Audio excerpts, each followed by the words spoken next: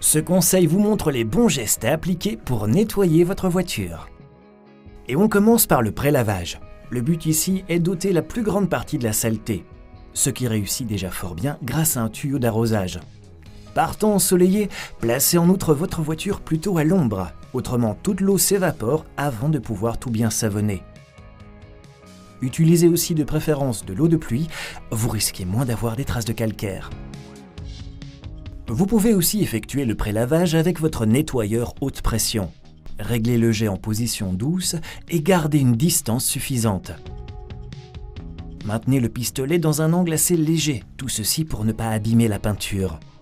Si vous gardez le jet perpendiculaire à la carrosserie, vous risquez de projeter d'éventuels grains de sable dans la couche de peinture. Évitez. Traitez aussi déjà les passages de roues et les enjoliveurs, mais attention à vos pneus car certains types sont pourvus d'une couche UV et le jet puissant peut éliminer ce revêtement. Bref, restez donc à bonne distance, à quelques 30 cm. Et ensuite, vous pouvez commencer le véritable lavage de la voiture. Commencez toujours avec un shampoing de qualité. Remplissez un seau propre avec de l'eau et n'ajoutez le shampoing qu'ensuite. Vous faites l'inverse, alors vous perdez une trop grande partie de la souplesse du shampoing et vous voulez justement laisser mousser le produit pendant le lavage de la voiture proprement dit, et non pas dans le seau. Respectez le dosage recommandé sur l'emballage. Préparez aussi un second seau d'eau propre, il servira tout à l'heure à rincer à chaque fois votre éponge. Saisissez l'éponge et plongez-la dans le seau avec le shampoing pour voiture. Vous commencez toujours par laver du haut vers le bas. En principe, une éponge ordinaire peut bel et bien être utilisée pour laver la voiture, mais cela reste risqué parce que le sable et la saleté peuvent s'accumuler dans les grands trous d'une telle éponge. Ce qui est aussi risqué, c'est d'effectuer des mouvements ronds. Vous risquez de faire des rayures circulaires qui sont bien visibles quand la voiture est garée en plein soleil, ce qu'on appelle les swirls.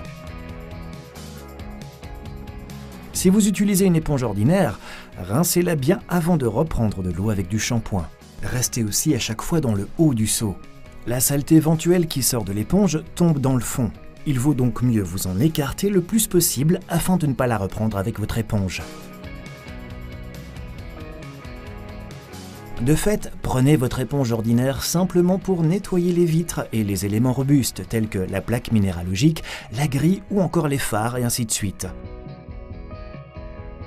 Veillez aussi à changer l'eau de rinçage à temps. Pour laver la carrosserie de façon entièrement correcte, vous prenez une éponge de lavage en microfibre.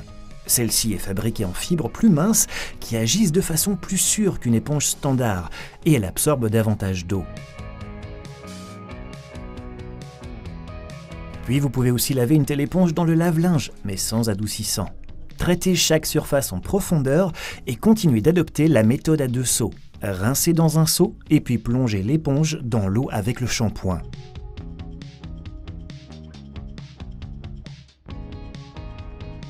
Encore un dernier conseil pour nettoyer les vitres, ajoutez un peu de vinaigre pour un résultat sans trace. En guise d'alternative, vous pouvez aussi utiliser un nettoyant pour vitres à base d'alcool.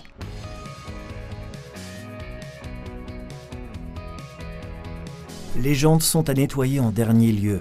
La plus grande partie de la saleté a déjà été enlevée avec le nettoyeur haute pression pendant le pré-lavage. Éventuellement, vous pouvez encore un peu corriger avec une brosse munie de poils un peu plus durs. En vue d'un résultat absolument impeccable, vous pulvérisez votre nettoyant pour jantes. Un tel produit sèche vite et peut être agressif pour votre jante. Dès lors, veillez à ce que vos jantes et vos freins soient bien froids. Ne laissez certainement pas le produit agir plus longtemps que ce qui est préconisé sur l'emballage et rincez déjà la plus grande partie de la mousse.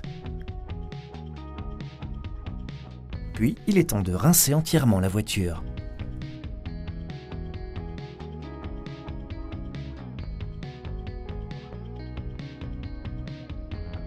Et pour rincer, vous prenez simplement votre tuyau d'arrosage, mais utilisez-le sans la tête d'arrosage. Procédez du haut vers le bas de la voiture. Vous réalisez ainsi une grande surface d'eau cohérente qui emporte toutes les gouttes vers le bas en un seul mouvement quand elles glissent vers le bas. De cette manière, vous laissez une surface relativement sèche parce que la plus grande quantité de l'eau a déjà coulé de la carrosserie.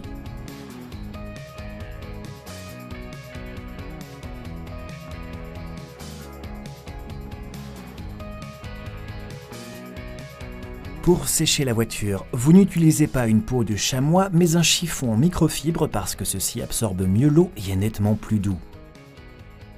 Grâce à la structure des microfibres, vous évitez les traces sur les vitres qui restent visibles par la suite.